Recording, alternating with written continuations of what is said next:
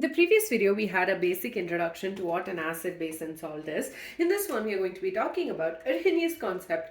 Arrhenius concept of acid and acids and bases.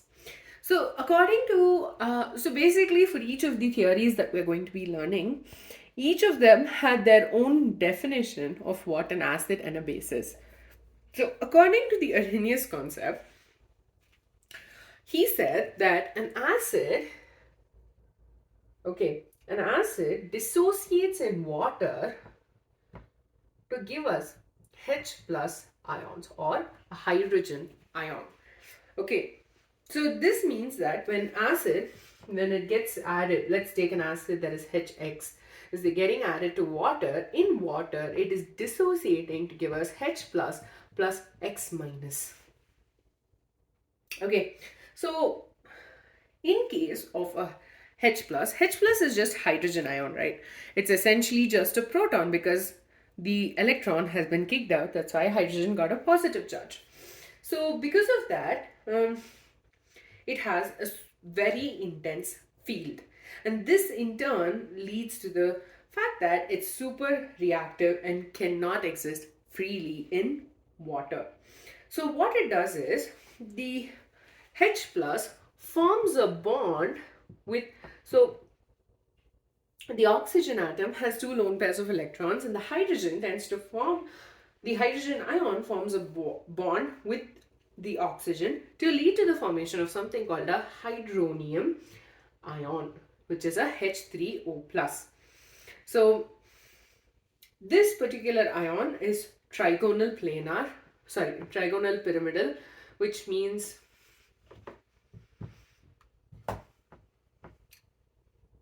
its shape is going to be something like that. So it's like almost like you have three atoms which are bound to the fourth atom, and then it's slightly lifted off the plane of paper. So your O, which will just have one lone pair of electrons because it gave one up because it formed a bond with hydrogen. So this is the hydronium ion. So basically HX plus H2O, this is a reaction given in your textbook, gives rise to H3O plus X minus.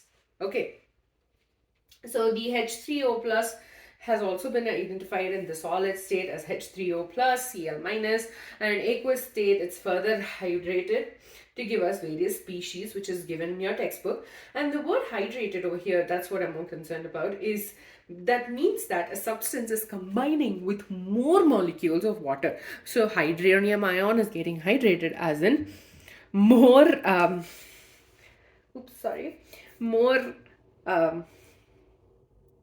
more water molecules are getting added to the hydronium ion. This in turn is giving us various species like H5O2 plus, H7O3 plus, H9O4 plus. So more water molecules are getting added to the hydronium ion. So if you cannot remember, you just need to remember the number of, so H3O plus, right? Now when I add a molecule of water, 3 plus 2 equals to 5. So H5, 1 plus 1 is 2, so O2 plus. Now for again H5O2 plus, we're adding another molecule of water. Okay, 2 plus 5 is 7, H7. 2 plus 1 is 3, which is O3. Please do not waste time memorizing this. Plus again H2O, 2 plus 7 is 9, H9. 3 plus 1 is 4, O4 plus. Do not waste time memorizing. Essentially, one molecule of water is getting added to each case, which is why it's getting hydrated.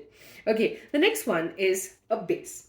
A base is a substance that dissociates to give us OH minus ions. So it's dissociating to give us OH minus, which means MOH is going to give rise to M plus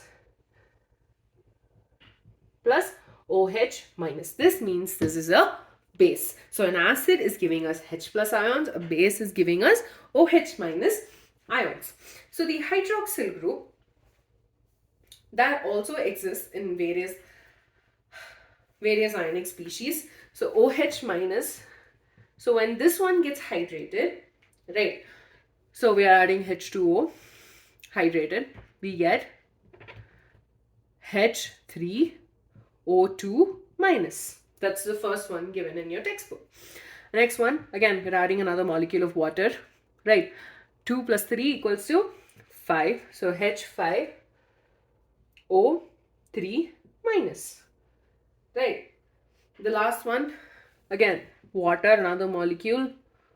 So H7, 5 plus 2, 7. O3 plus 1, 4 minus. So please do not waste time memorizing all of this. We're just adding another molecule of water to each of these ions. That is the process of hydration, right? So based on the strength, based on the ability for the acid and base to ionize, you have the classification of acids as a strong acid and a weak acid. Similarly, bases are also classified as strong bases and weak bases. So a strong acid or a strong base is able to dissociate or ionize to give us H plus ions and OH minus ions respectively. So for a strong acid, for example, okay, I'm going to write the examples for all of this. HCl, HNO3. Weak acid is CH3COOH and HCN. A strong base is NaOH. There's a KOH. Whereas a weak base could be NH4OH. So a strong acid is able to ionize ionize to give us a H plus ion. Okay, whereas a weak acid is not able to ionize to a great extent that it's almost like it's a strong and a weak electrolyte. Okay, it's able to ionize. This one is able to ionize to give us a lot of H plus ions. Weak is not able to ionize to give us H plus ions. On the other hand, a strong base is able to ionize to give us OH minus ions, whereas a weak base is not able to ionize to give us OH minus ions. So basically, Arrhenius concept of acids and bases consider acids as hydrogen H plus ions.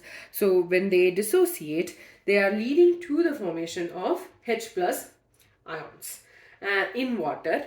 Again, in water, whereas bases, when they are dissolved in water, they lead to the formation of OH minus ions.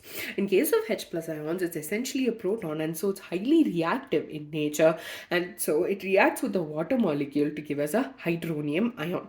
The hydronium ion is a trigonal pyramidal shape, and it can get hydrated to give us various other species of the it can further give hydrate to give us various ionic species. So in each case, we are just adding another water molecule. So H3O plus, we added a water molecule, we got H5O2. 3 plus 2, 5O2. H5O2, we added another water molecule. 5 plus 2 equals to 7. That is 7. And 2 plus 1 equals to 3. So 3. And then another molecule of water. So 7 plus 2, 9. 3 plus 1, 4. It's the same. We're just adding water molecules. Similarly, even for a base, the OH minus ion gets added when it gets hydrated. It forms H3O2 minus, because 2 plus 1 equals to 3. 1 plus 1, 2. So H3O2 minus, plus again another molecule of water. 3 plus 2, 5. 2 plus 1, 3. And then another molecule of water. 5 plus 2, 7. 3 plus 1, 4. So I hope this is all that is the Arrhenius concept. Now, there are certain issues with the Arrhenius concept. Notice, till now, whenever I said dissociation, I only said it's going to be in water. Okay, but there are so many different solvents that exist, and apparently, I actually learned this today. I got this from Chem Libre texts. When HCl is in So HCl dissolved in various solvents. HCl acts as an acid in water. It is a stronger acid in ammonia. and a weak acid in acetic acid, and it's a neutral acid in benzene. It's a weak base in hydrogen fluoride. So all of these are different solvents, and in each case the acidity of hydrochloric acid was different. So Arrhenius concept only considers water as a solvent, and that's not the only solvent that exists, and so that's a major limitation of Arrhenius concept of acids and bases.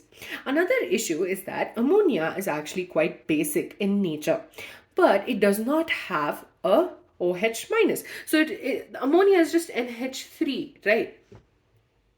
So you don't see OH. So obviously this theory goes to, this is a major limitation for the theory because it only considers bases which have an OH, which are able to release an OH minus ion in water. So those are the two major issues with Arrhenius concepts of acid and bases. First of all, it's that the solvent, that is the only solvent that we're considering for the whole theory, is water. And as I just pointed out, there is, I got this from another source, that is ChemLibre text. HCl, it acts as an acid in water, a stronger acid in ammonia, a weak acid in acetic acid, neutral in benzene, and it's a weak acid in hydrogen fluoride. It's not in your syllabus, but it was kind of cool that I learned something today. And ammonia, on the other hand, is a base. It's a basic substance, but it does not have an OH minus ion. But it's a base. So how does that work? Was not explained by the Arrhenius concept of acids and bases. So these are the two major limitations of this theory. In the next video, we'll be talking about Brönsted-Lowry theory of acids and bases.